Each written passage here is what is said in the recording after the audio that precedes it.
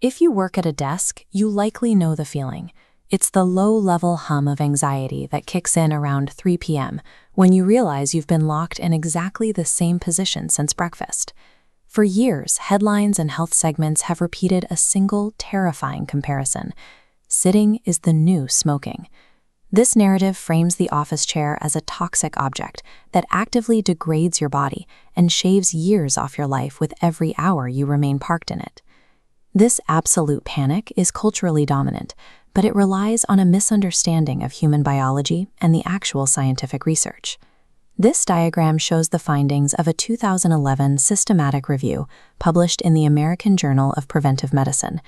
A team led by researcher Corinne I. Proper audited 19 high-quality prospective studies to separate cultural anxiety from medical reality, grouping the claims into 3 distinct categories: insufficient, moderate, and strong evidence. The researchers identified a critical distinction. The physical posture of sitting appears harmless on its own. The actual physiological threat comes from unbroken, total inactivity. To understand the true risk to our health, we have to look past the apocalyptic headlines and check the verifiable long-term health outcomes measured by the data. The insufficient evidence category dismantles the popular idea that the physical act of sitting directly causes severe body weight issues. Regarding cancer, the study found 0 high-quality prospective proof linking sedentary behavior to endometrial cancer or general cancer mortality. This chart shows the moderate evidence findings. Here, researchers confirmed a legitimate correlation. As sedentary hours compound on this timeline, type 2 diabetes risk steadily increases. The data suggests that long-term immobility triggers gradual metabolic shifts rather than immediate, drastic physical changes. The strong evidence category focuses strictly on the verified links between extreme sedentary behavior and all-cause mortality, specifically cardiovascular disease. This graph tracks cardiovascular stress.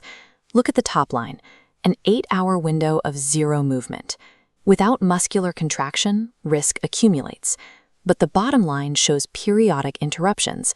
Because the danger stems from continuous stillness, a brief walk resets that risk to baseline. The mechanism of harm here is entirely different from that of a cigarette. Smoking introduces chemical toxins that immediately damage cellular tissue upon inhalation. Science identifies the true threat as a cardiovascular system left in a suspended state of inactivity for extended hours.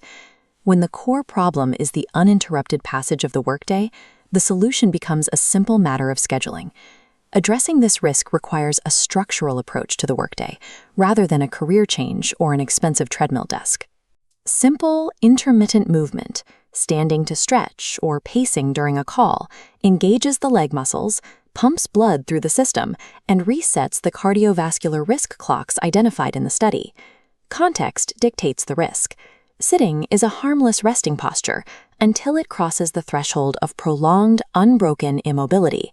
The physiological facts established in the systematic review allow us to move past the sitting is the new smoking myth once and for all.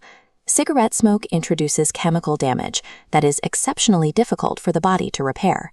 In contrast, the cardiovascular risks associated with immobility are highly and immediately reversible.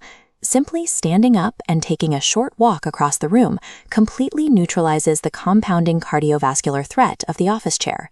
This data returns the office chair to a simple, functional tool. When the timer hits a certain point, you simply push it away. The science demands simple movement, not panic. You have absolute, immediate control over these long-term health outcomes.